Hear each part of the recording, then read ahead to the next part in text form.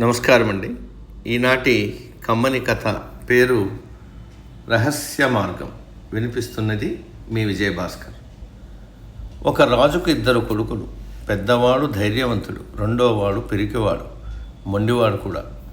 ఒకనాడు రెండోవాడు తన తండ్రిని ఇలా అడిగాడు, గొప్ప గొప్ప రాజభవనాల్లో రహస్య మార్గాలు ఉంటాయట, మన భవనంలో కూడా ఉన్నాయా అని అడిగాడు.